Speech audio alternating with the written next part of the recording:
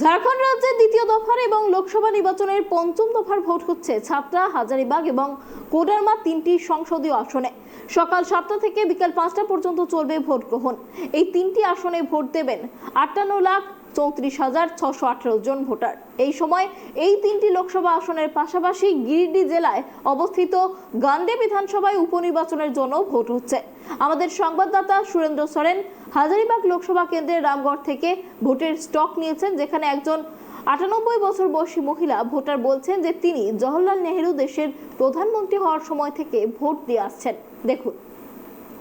देश के इस 5वें चरण के मतदान में आज पूरे देश भर के 49 सीटों पर मतदान हो रहे हैं, जिसमें झारखंड की 3 लोकसभा सीटें शामिल हैं।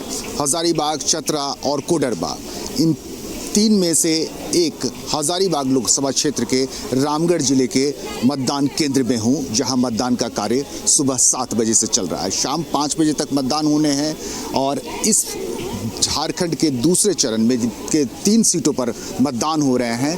इनमें सबसे दिलचस्प मुकाबला कोडरमा में है, जहां केंद्रीय मंत्री अन्नपूर्णा देवी और माले के विनोद सिंह जो विधायक भी हैं, इन दोनों के बीच मुकाबला हो रहा है। हजारीबाग की बात करें तो यहाँ 2 साथी, चूँकि दोनों एक दल में थे, मनीष जायसवाल और जेपी भाई पटेल, दोनों बीजेपी में थे, लेकिन ठीक चुनाव से पहले जेपी भाई पटेल कांग्रेस में शामिल हो जाते हैं और वो महागठबंधन के उम्मीदवार बनकर हजारीबाग में अपने ही दल के साथी मनीष जायसवाल को चुनौती दे रहे हैं। मनीष जायसवाल और जेपी भाई पटेल दोनों विधायक थे, लेकिन इस वक्त दोनों सांसद जाने की, संसद बनने की जुगत में हैं और इसमें मतदाता उनका चुनाव कर रहे हैं। चलिए थोड़ा मतदान कार्य का जायजा ले लेते हैं।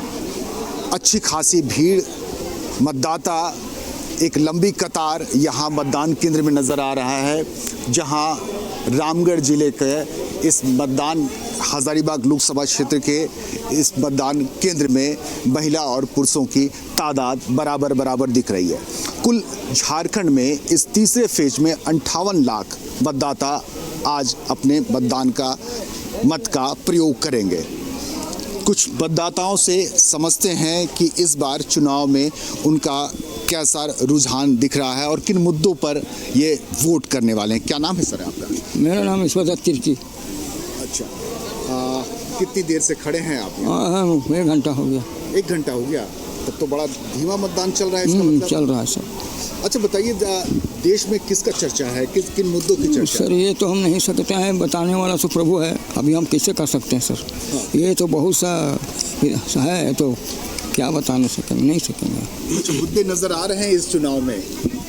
बिल्कुल, चुनाव का परचम बहुत बढ़िया फैल रहा है ना। वोटिंग मतदान में देख के भीड़ काफ़ी है, तो जान तो रिजल्ट में तो समझ में आएगा किसका अच्छा है ना।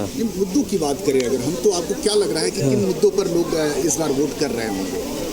गरीबी है, बेरोजगार है, सब में है ना। आप पहले या तो फर्स्ट टाइमर होंगे या सेकंड टाइमर होंगे आप? नहीं, थर्ड टाइमर है। थर्ड टाइमर, चलिए इस हिसाब से तो आप काफ़ी जवान हैं।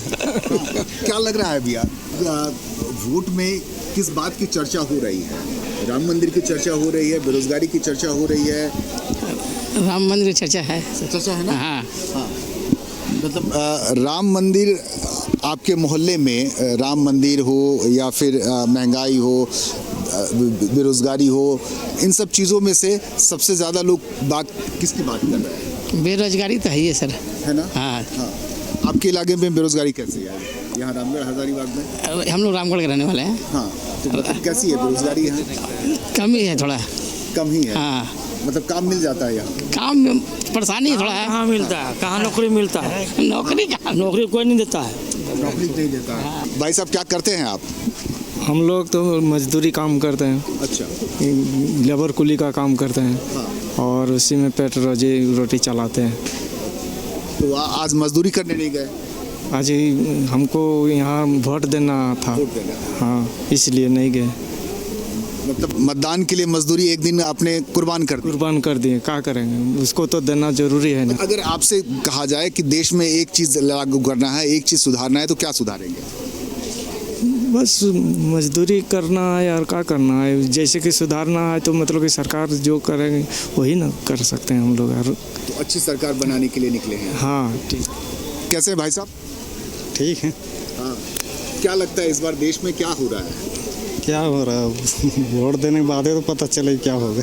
हाँ, तो आपके वोट से कितना चीज़ें बदल सकती है?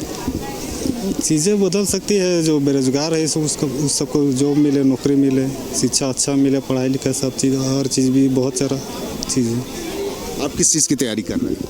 हम तो चीज़ तो तैयारी नहीं कर रहे, बस काम करते हैं। अच्छा, कारपेंटर का। क्या है? कारपेंटर का काम करते हैं। कारपेंटर हैं, चलिए अच्छी बात है। भैया आप ठीक ठाक हैं? ठीक है, क्या देश ठीक चल रहा है? चलाने वाला होना चाहिए। हाँ, ठीक जो चलाएगा वही सब कुछ करेगा। क्या क्या कमी और क्या कमी बहुत ऐसा है, बेरोजगारी का बहुत है। आपका एग्ज़ाम में उसी तरह का हो जाता है, पेपर लीक हो जाता है। बच्चा पेरेंट्स कितनों मेहनत करता है बच्चा के प्रति, लेकिन बच्चा के जाने से पहले रिजल्ट आउट हो गया, पेपर रद्द हो गया, क्या होगा उसमें? देश का भविष्य को सुधारने के लिए लोग दिन भर खड़ा रह के अपना मतदाता सोचता है कि उसको हम निकालें, या किसी को भी निकले, कोई भी बने, देश के लिए बने, सिर्फ अपने स्वार्थ के लिए ना बने।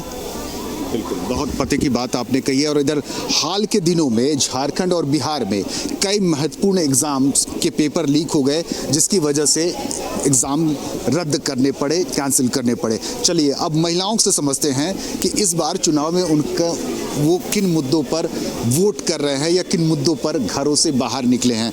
कैसे हैं आप लोग? अच्छे हैं। क्या लगता है इस बार का वोट से कितनी तस्वीर सुधरेगी, बदलेगी? देखिए तो जीतने के बाद ही ना पता चलेगा। लेकिन जिताएंगे तो आप लोग ही। हाँ तो क्या मुद्दा है? देखिए हम लोग का सबसे बड़ा मुद्दा है महंगाई, बेरोजगारी। ठीक है, जितने भी वैकेंसी निकलते हैं सब कैंसिल होते जा रहे हैं। तो ये जानते हैं सबसे बड़ा मुद्दा तो हम लोग के लिए यही हो गया है कि एग्ज़ाम दो और कैंसिल हो जा रहा है। अगर ये चीज़ थोड़ा सॉल्व हो जाए तो हम लोग के लिए बहुत अच्छा होगा। और महंगाई जो है वो तो आदमी किसी तरह खींच ही रहा है, चल ही रहा है, लेकिन बेरोजगारी जो है वो हम लोग को थोड़ा सा परेशान बहुत ज़्यादा कर रहा है, और नवयुवकों को ज़्यादा कर रहा है ना। तो यही ज़्यादा प्रॉब्लम मेरे लिए। इसके अलावा मतलब व्यवस्था की अगर हम बात करें, मतलब लॉ एंड ऑर्डर्स की बात करें या दूसरी तरह की व्यवस्था की। देखिए व्यवस्था तो आपका तकरीबन बहुत सुधार हो चुका है। अगर व्यवस्था की बात करें तो कहीं कहीं थोड़ा बाकी है, जैसे कि जो रूरल एरिया है वहाँ पे आपका नहीं है। सही तरीके से देखा जाए पानी और बिजली का समस्या सबसे ज़्यादा है। हाँ, तो अगर ये सॉल्व हो जाता है तो हमारे लिए बहुत अच्छा होगा।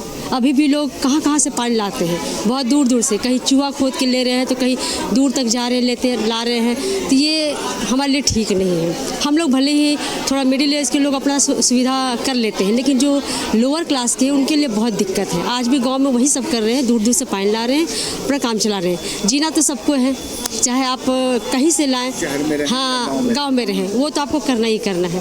तो इसके लिए थोड़ा सा दिक्कत है। अगर सरकार इसको देखे तो हमारे लिए बहुत अच्छा होगा।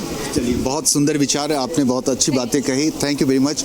और ये यहाँ इस मतदान केंद्र में जो अच्छी खासी तादाद है। पहली बार वोट कर रही हो बेटा? नहीं, पिछले बार भी किए थे। अच्छा, आप पहली बार कर रहे हो? आप भी पिछले बार भी किए थे। आप युवाओं का क्या मुद्दा है इस चुनाव? युवाओं का तो उम्र खत्म होता है, कुछ नहीं होता युवाओं का। युवा मतलब हाँ, सिर्फ उम्र आता है, पढ़ता लिखता है और इसी में खत्म हो जाता है। काम धंधा नहीं, कुछ नहीं होता है। और सिर्फ वोट लेने का टाइम आता है तो घर पहुँचता है कि वोट दीजिए हमको, बस, और कुछ नहीं होता है। माँ बाप नहीं खा पी के पढ़ाता बच्चा को कि जिस तरह मेरा तो दिन गया, बच्चा का वैसा दिन है, बच्चा का भी वही हाल है। मतलब बच्चों के को ऐसे ही देखते गुजर जाते हैं दिन। ऐसे ही बीत रहा है सबका। यहाँ 99% स्टूडेंट ऐसा ही है जिसका खाली उम्र बीत रहा है कि जॉब मिले, कहाँ जॉब है। और जो जॉब के लिए परीक्षाएं होती है वो उसमें सब में धोखा ही हो रहा है। आप मैम क्या कहेंगे युवाओं के यहाँ सबका यही कहना है कि मतलब अगर हम लोग वोट दे रहे हैं या फिर हम लोग उन लोग का सपोर्ट कर रहे हैं तो उनका भी काम है कि युवाओं को नौकरी दे या फिर देश का और आगे बढ़ाने का काम करे, लेकिन ये नहीं हो पा रहा है। इसी का नाराज़गी है सभी में। बस बिल्कुल नाराज़गी युवाओं में भी दिख रही है, बुजुर्गों में भी दिख रही है, महिलाओं में भी दिख रही है। ये तारीख यानी मतदान की जो ये तारीख होती है, इस तारीख में मतदाताओं को घंटों इंतज़ार कर वो यहाँ वोट देने के लिए अपनी बारी का इंतज़ार करते हैं। इनकी बारी आज ख़त्म हो जाएगी, यानी मतदान के बाद इनकी बारी ख़त्म हो जाएगी और इसके बाद बारी शुरू होगी चुने हुए प्रतिनिधियों की, सांसद की। देखते हैं कि इस बार के चुनाव में जिस तरह लोगों का रुझान दिख रहा है, हालांकि पिछली बार भी मतदान के कुछ प्रतिशत कम हुए, लेकिन यहाँ हज़ारीबाग लोकसभा में जिस तरह की भीड़ मतदाताओं की नज़र आ रही है, लगता है शायद इस बार मतदान का प्रतिशत में थोड़ा उछाल आएगा। कैमरा विकास के साथ सुरेंद्र सोरेन, ट्राइब टीवी के लिए हज़ारीबाग लोकसभा क्षेत्र से।